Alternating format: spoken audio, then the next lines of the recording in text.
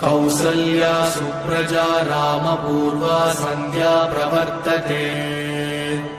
उत्तिष्ठ नरसार्दूल कर्तव्यम् दैवमात्मिकम्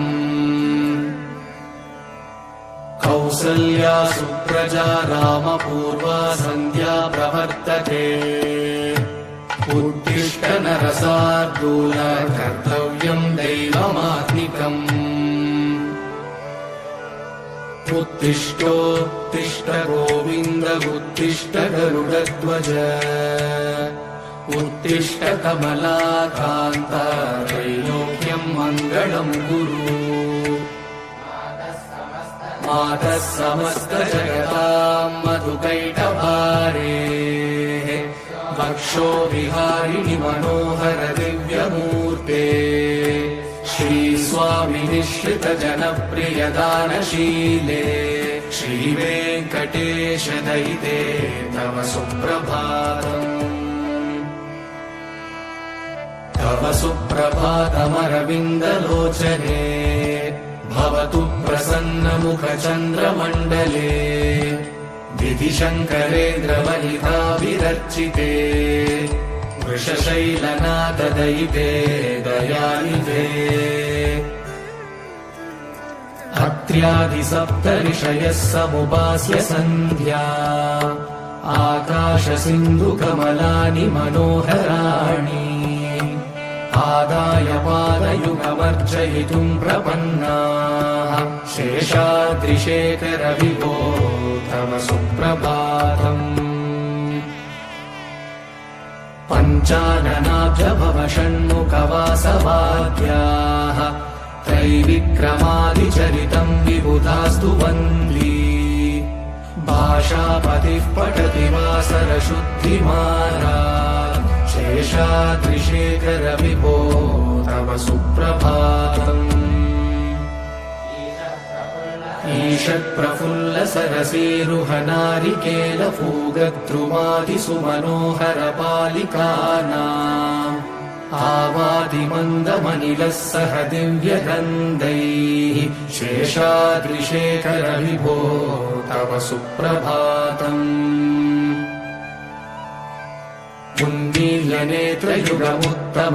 उन्मील्यनेत्रयुगमुत्तमपञ्जरस्ताः पात्रावशिष्टकदलीफलपायसानि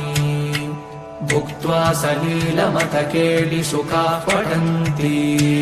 शेषाद्रिशेखर विभो तव सुप्रभातम् तन्त्री प्रकर्ष मधुरस्वनया विपञ्च गायत्यनन्तचरितम् तव नारदोऽपि भाषा समग्रमसकृत्करसाररम्यम् शेषाद्रिशेखर विभो तव सुप्रभातम्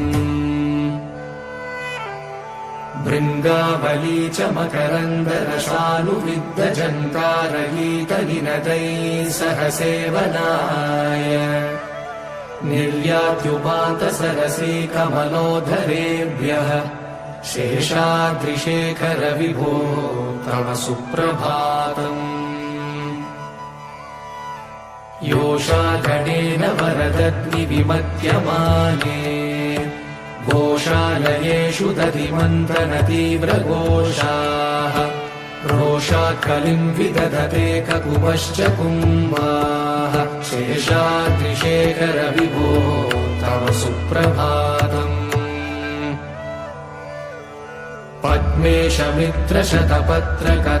पद्मेशमित्रशतपत्रकतालिवर्गाः हर्तुम् श्रियम् कुवलयस्य निजाङ्गलक्ष्म्या घेरे निनादमिव बिभ्रतितीव्रनादम् शेषाद्रिशेखर विभो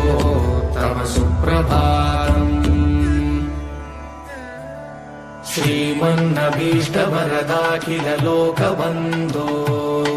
श्री श्रीनिवास जगदेकदयैकसिन्धो श्रीदेवतागृहभुजान्तर दिव्यमूर्ते श्रीवेङ्कटाचलपते तव सुप्रभातम् श्रीमन्नभीष्टवरदाखिल लोकबन्धो श्री श्रीनिवास जगदेकदयैक सिन्धो श्रीदेवतागृहभुजान्तर दिव्यमूर्ते श्रीवेङ्कटाचलपते तव सुप्रभातम्। श्रीस्वामी पुष्करिणिकाप्लव निर्मलाङ्गाः श्रेयोतिनो हरविरिञ्च सनन्दनाद्याः द्वारे वसन्ति वरवेत्र हतोत्तमाङ्गाः श्रीवेङ्कटाचलपते तव सुप्रभातम्। श्रीशेषशैलगरुडाचल वेङ्कटाद्रिनारायणाद्रिवृषभाद्रिवृषाद्रिमुख्या आख्यां त्वदीयवसतेरनिशं वदन्ति श्रीवेङ्कटाचलपते तव सुप्रभातम्। सेवा पराशिव सुरेश कृशानुधर्म रक्षोऽम्बुनाथ पवमान धनादिनाथाः भद्राञ्जलि प्रविलसन्निज शीर्षदेशाः श्रीवेङ्कटाचलपते तव सुप्रभातम्। धाटेषु ते विहगराज मृगाधिराज नागाधिराज गजराज हयाधिराजाः स्वस्वाधिकारमहिमाधिकमर्दयन्ते श्रीवेङ्कटाचलपते तव सुप्रभातम्।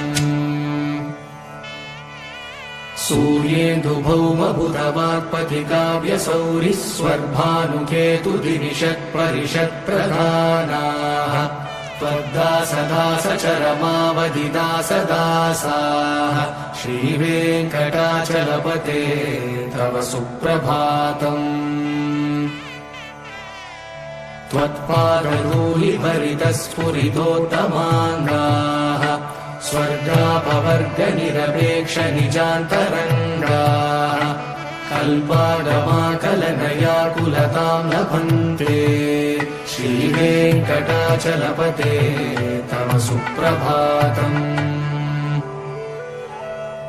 त्वद्गोपुराग्रशिखराणि निरीक्षमाणाः स्वर्गापवर्गपदवीं परमाश्रयन्तः मर्त्या मनुष्यभुवने मतिमाश्रयन्ते श्रीवेङ्कटाचलपते तव सुप्रभातम्। श्रीभूमिनायक दयादिगुणामृताब्धे देवादिदेव जगदेक शरण्यमूर्ते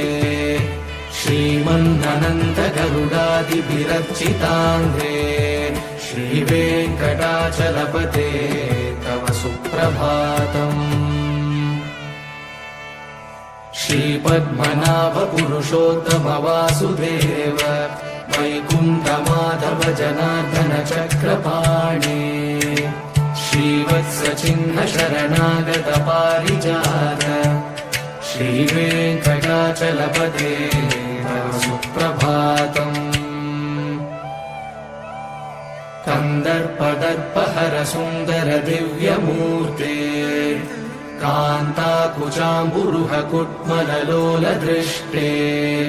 कल्याण निर्मल गुणाकर दिव्यकीर्ते श्रीवेङ्कटाचलपते तव सुप्रभातम्। नीलाकृते कमठकोल नृसिंहवर्णिन् स्वामिन् परश्वत तपोधन रामचन्द्र शेषांश राम यदुनन्दन कल्किरूप श्रीवेङ्कटाचलपते तव सुप्रभातम्। येलालवङ्गगणसार सुगन्धितीर्थम् दिव्यं वियत्सरिति हेमघटेषु पूर्णम् धृत्वाद्यवैदिकशिखामणयः प्रहृष्टाः तिष्ठन्ति वेङ्कटपते तव सुप्रभातम्। भास्वानुदेति विकचानि सरोरुहाणि सम्पूरयन्ति निनदैः ककुभो विहङ्गाः श्रीवैष्णवा सततमर्थितमङ्गलास्ते नामाश्रयन्ति तव वेङ्कटसुप्रभातम् ब्रह्मादयः सुरवरासमहर्षयस्ते सन्तः सनन्दनमुखास्तव योगिवर्याः धामान्तिके तव हि मङ्गलवस्तुहस्ताः श्रीवेङ्कटाचलपते तव सुप्रभातम् लक्ष्मीनिवास निरवध्य गुणैकसिन्धो संसारसागरसमुत्तरणैकसेतो वेदान्तवेद्य निज वैभव भक्तभोग्य श्रीवेङ्कटाचलपते तव सुप्रभातम् लक्ष्मीनिवास निरवध्य गुणैकसिन्धो संसारसागरसमुत्तरणैकसेतो वेदान्तवेद्य निज वैभव भक्तभोग्य श्रीवेङ्कटाचलपते तव सुप्रभातम् इत्थम् वृषाचलपतेरिह सुप्रभातम् ये मानवाः प्रतिदिनम् पठितुम् प्रवृत्ताः तेषाम् प्रभातसमये स्मृतिरङ्गभाजाम् प्रज्ञाम् परार्थसुलभाम् परमाम् प्रसूते इत्थम् वृषाचलपतेरिह सुप्रभातम् ये मानवाः प्रतिदिनम् पठितुम् प्रवृत्ताः तेषाम् प्रभातसमये स्मृतिरङ्गभाजाम् प्रज्ञाम् परार्थसुलभाम् परमाम् प्रसूते कमलाकुचूषुककुङ्कुमतो नियतारुणितातुलनीलतनो कमलायतलोचनलोकपते विजयी भव वेङ्कटशैलपते कमलाकुचूषुककुङ्कुमतो नियतारुणितातुलनीलतनो कमलायतलोचनलोकपते विजयी भव वेङ्कटशैलपते सचतुर्मुख षण्मुख पञ्चमुख प्रमुखाखिल दैवतमौलिमणे शरणागत वत्सल सारणिते परिपालय माम् वृषशैलपते अतिवेलतया तव दुर्विषहैरनुवेलकृतैरपराधशतैः भरितम् त्वरितम् वृषशैलपते परया कृपया परिपाहि हरे अधिवेङ्कटशैलमुदारमते जनताभिमतादिगदानरतात् परदेवदयागदितानि रमयि कमलादयितान्नवरम् कलये कलवेणुरवावशको भवतु शतकोटिकृता स्मरकोटिसमात् प्रतिवल्लभिकाभिमतासु तथा वसुदेवसुतान्नवरम् कलये अभिरामगुणाकरदाशरथे जगदेकधनुर्धर धीरमते रघुनायक राम रमेश विभो वरदो भवदेवदया जलते अवनीतनया कमनीयकरम् रजनीचरचारुमुखाम्बुरुहम् रजनीचरराजतमो मिहिरम् महनीयमहम् रघुराममये सुमुखम् सुहृदम् सुलभम् सुकृतम् स्वनुजम् च सुखायममोघशरम् अपहाय रघु त्वहमन्यमहं न कथञ्चन कञ्चन जातु भजे विना वेङ्कटेशं न नाथो न नाथः सदा वेङ्कटेशं स्मरामि स्मरामि हरे वेङ्कटेश प्रसीद प्रसीद प्रियं वेङ्कटेश प्रयश्च प्रयश्च विना वेङ्कटेशं न नाथो न नाथः सदा वेङ्कटेशं स्मरामि स्मरामि हरे वेङ्कटेश प्रसीद प्रसीद प्रियं वेङ्कटेश प्रयश्च प्रयश्च अहं दूरदृष्टे पदाम्बोजयुग्मा प्रणामे च यागत्य सेवां करोमि सकृत्सेवया नित्यसेवाफलं त्वं प्रयश्च प्रयश्च प्रभो वेङ्कटेश अज्ञानिना मया दोषान् शेषान् विहितान् हरे क्षमस्वत्वं क्षमस्वत्वं शेषशैलशिखामणे अज्ञानिना मया दोषान् शेषान् विहितान् हरे क्षमस्वत्वं क्षमस्वत्वं शेषशैलशिखामणे ईशानां जगतोऽस्य वेङ्कटपतेर्विष्णोर्परां प्रेयसीं तद्वक्षस्थलनित्यवासरसिकां रक्षान्तिसंवर्धिनी पद्मालङ्कृतपाणिपल्लवयुगां पद्मासनस्तां श्रियम् वात्सल्यादिगुणोज्ज्वलां भगवतीं वन्दे जगन्मातरम्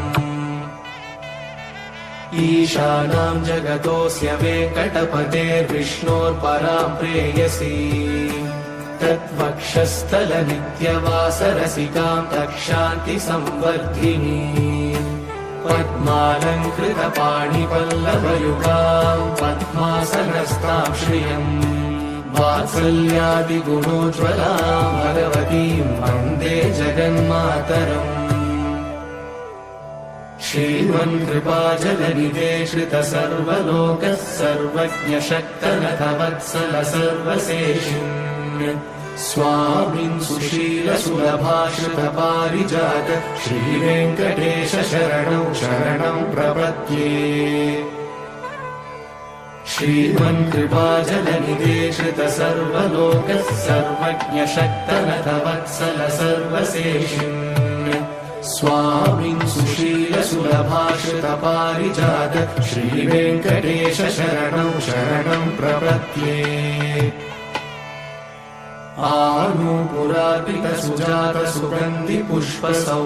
आनूपुरार्पितसुजातसुगन्धिपुष्पसौरभ्यसौरभकरौ समसन्निवेशौ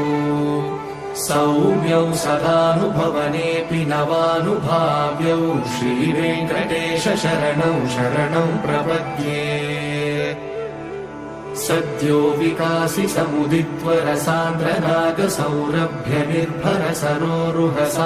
विकासितमुदित्वरसान्द्रनागसौरभ्यनिर्भरसरोरुहसाम्यवार्ताम् सम्यक्षु साहसपदेषु विलेखयन्तौ श्रीवेङ्कटेश शरणौ शरणं प्रपद्ये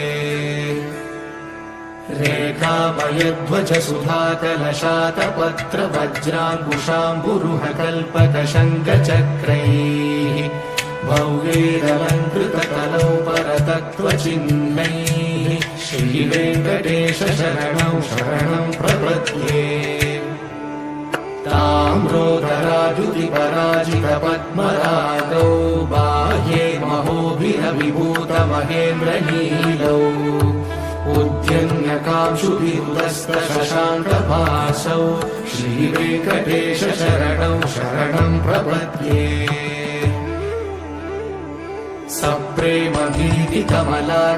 सप्रेमगीतिकमलाकरपल्लवाभ्यां संवाहनेऽपि सपदि क्लबमादगानौ कान्ता भवान् मनसगोचरसौ कुमार्यौ श्रीवेङ्कटेश शरणौ शरणं प्रपद्ये लक्ष्मीमहीतदनुरूपनिजानुभावनीलादिदिव्यमहिषीकरपल्लवानां आरुण्यसङ्क्रमणतः किल सान्द्ररागौ श्रीवेङ्कटेश शरणौ शरणं प्रपद्ये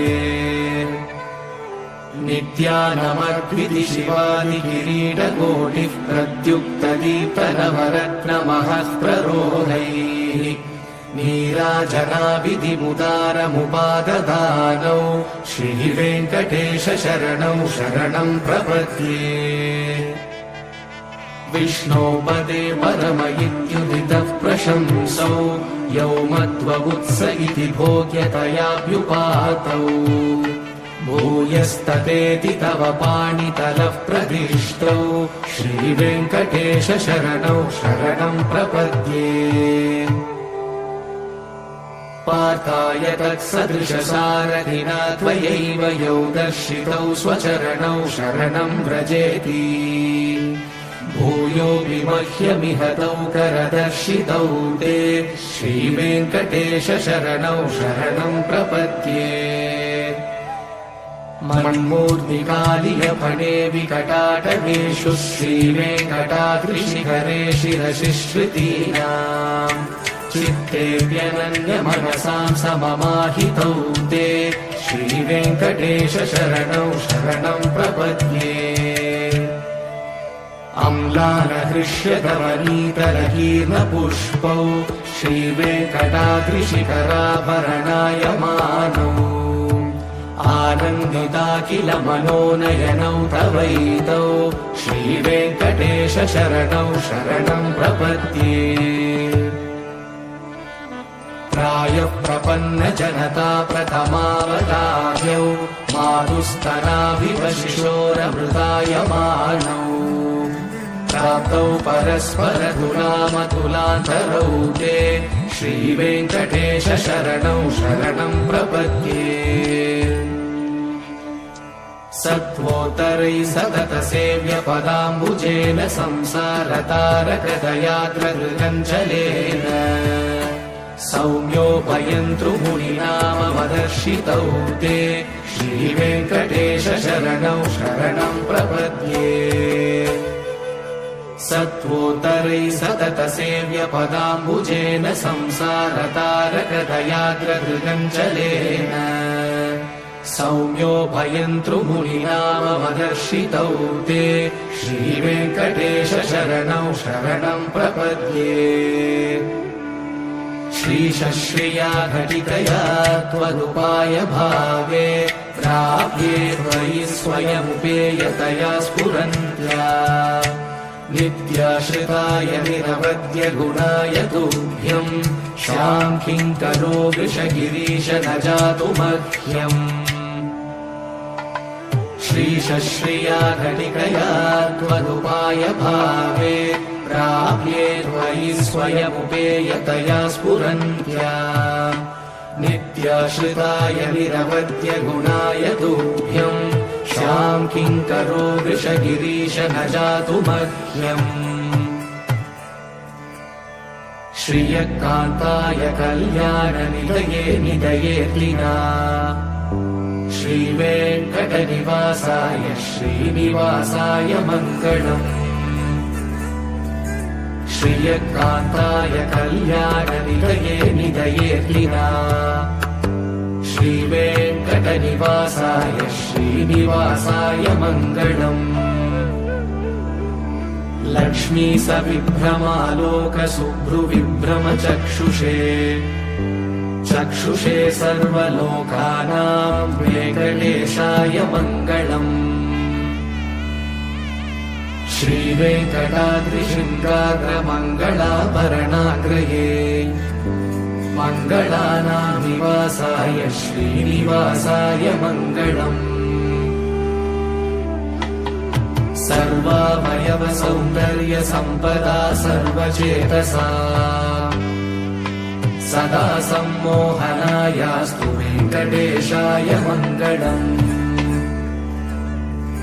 नित्याय निरवध्याय सत्यानन्दचिदात्मने सर्वान्तरात्मने श्रीमद्वेङ्कटेशाय मङ्गलम् स्वतः सर्वविदे सर्वशक्तये सर्वशेषिणे सुलभाय सुशीलाय वेङ्कटेशाय मङ्गलम् परस्मै ब्रह्मणे पूर्णकामाय परमात्मने प्रयुञ्जे परतत्त्वाय वेङ्कटेशाय मङ्गलम्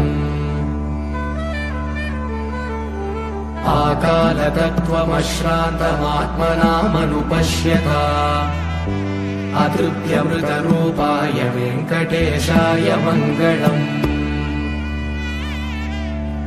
प्रायस्वशरणौ पुंसां शरण्यत्वेन पाणिना कृपया दिशते श्रीमद्वेङ्कटेशाय मङ्गलम् दयामृततरङ्गिण्यास्तरङ्गैरिव शीतलैः अपाङ्गैः सिञ्चते विश्वं वेङ्कटेशाय मङ्गलम् सद्भूषाम्बरहेदीनां सुषमावहमूर्तये सर्वार्तिशमनायास्तु वेङ्कटेशाय मङ्गलम् श्रीवैकुण्ठविरक्ताय स्वामि पुष्करिणीतटे रमया रममाणाय वेङ्कटेशाय मङ्गलम् श्रीवैकुण्ठविरक्ताय स्वामि पुष्करिणीतटे रमया रममाणाय वेङ्कटेशाय मङ्गलम्